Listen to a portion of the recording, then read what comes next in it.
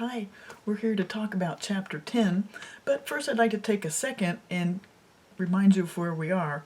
So we've been talking about why people commit fraud, and we've been talking about ways to prevent and detect the frauds. So we've learned that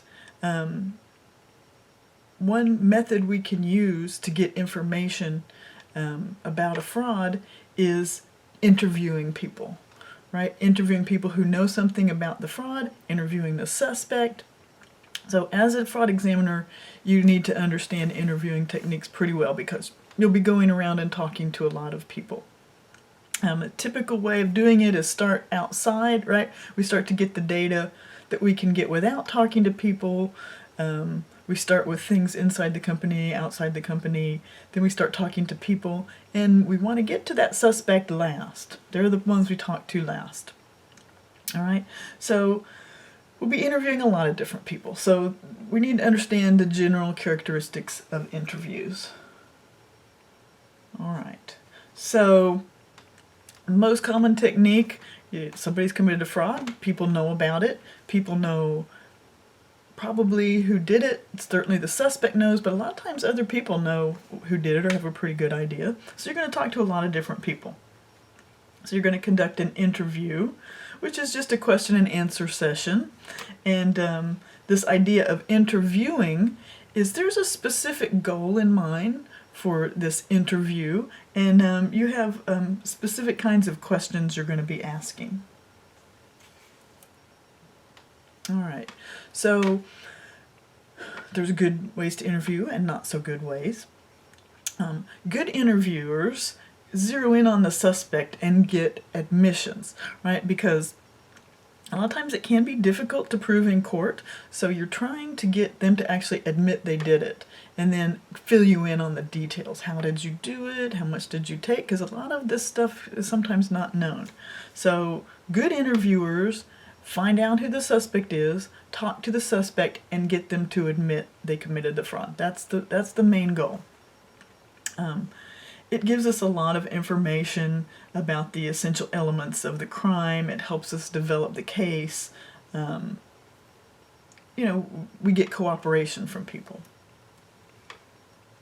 Who might you interview? Well, basically anybody who can help you with that investigation. The victims is probably where you're going to start. Somebody's going to say, hey, I've had this fraud committed against me. You interview them. Anybody who they think has information. A lot of times victims have a pretty good idea who the fraudster is. They'll give you that information, and you start talking to around that suspect. Co-workers, clerks, even people who don't necessarily work with them, but people outside the company. You might talk to vendors and customers, talk to people inside, even janitors, people who see people coming and going. That could be. Talk to past friends. Ex-spouses is on the list, and believe me, if there's a spouse who's mad at that person, you'll get a lot of information out of that person. So it could be any number of people.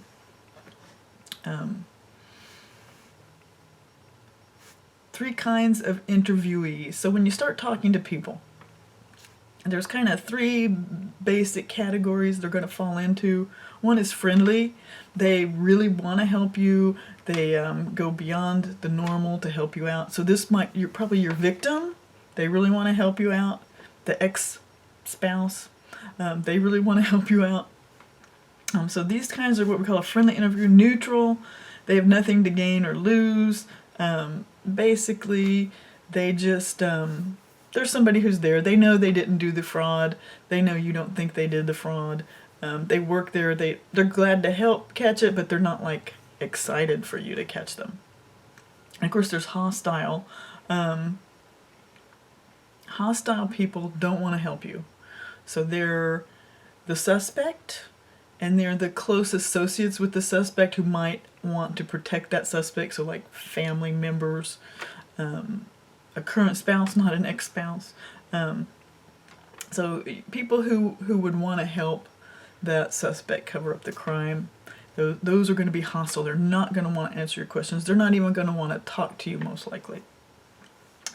So that's why the main reason you kind of don't make appointments and set up arrangements with hostile people up front. You maybe just kind of knock on their door, go see them, go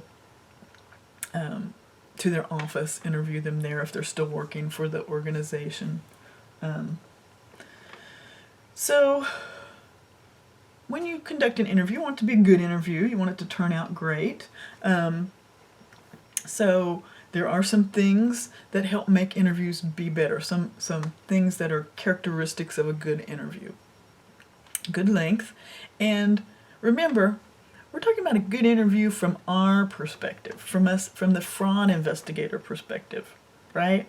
So we're trying to figure out who did this fraud. So we want to make sure we're spending enough time. By good length, I don't mean, oh, it's over and done with fast. No, I mean, we're getting all the information we need. People may not want to talk to us. That's not really my problem, is it, right?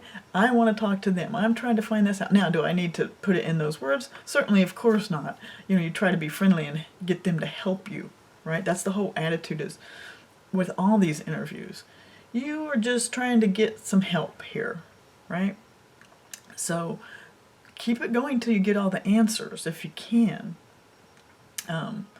Get more interview information. Keep it focused on what you're doing.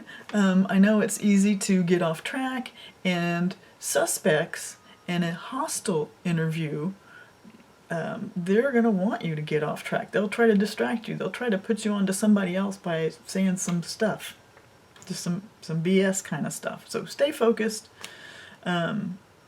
Timely, what we mean by timely is it's done as soon as possible with respect to the fraud, right? Because if you start delaying these interviews, people are going to forget stuff, people are going to leave town,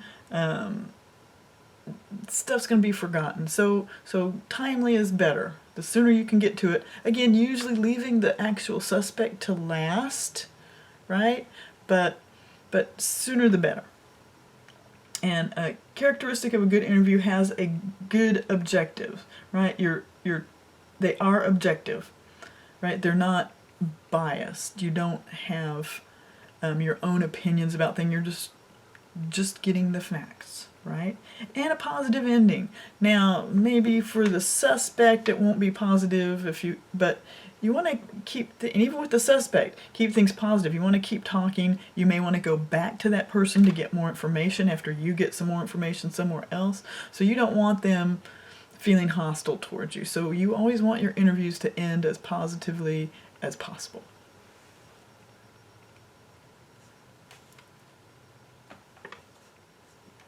Okay, so if you're a good interviewer, there are some characteristics you're going to have, and these are some of them, right? You interact well with others, so you're making people feel comfortable when you're around. Remember, people are going to want to talk to you, right? That's the objective here. You want people to want to talk to you and help you. You don't want them to be hostile and not talk to you, right? So you help them feel at ease. So don't interrupt. Just let people talk typically. As long as they're staying on the topic, let them talk. Display interest in what they're saying. You, especially with non-subjects, you're going to be careful and not be accusatory. Say, I'm just looking for some help here. I think you did this, right? That's going to shut people up real quick. You're objective. You don't have a bias, and you're professional. But I don't mean uptight or stuffy, right? But you are on time. You don't want people to feel like, oh, they're wasting my time. So you want to be dressed professionally, but I don't want to say like in a suit and real uptight and stuffy. You don't want to look like you just rolled out of bed, but you don't want to intimidate people, and you're going to treat people fairly. All right, so now that we understand some characteristics of interviewing, some general ideas about interviewing, right? And the main thing is put people at ease, keep them at ease. You may want to go back and talk to them again. From a position of you're trying to get their help, right? So that's kind of the main deals. Trying to get people to help you, keep them at ease, and probably the best advice, talk to the suspect last. If you're starting to get a pretty good idea of who the suspect is, save them for last. All right, so next video we're going to talk about crisis reaction, right? So a fraud is a crisis reaction, and if people think you're accusing them of a fraud, they're going to experience crisis reaction. So we're going to talk about some specifics of this, because recognizing where a person is in crisis reaction can help you talk to them better and keep them at ease and get their help. All right.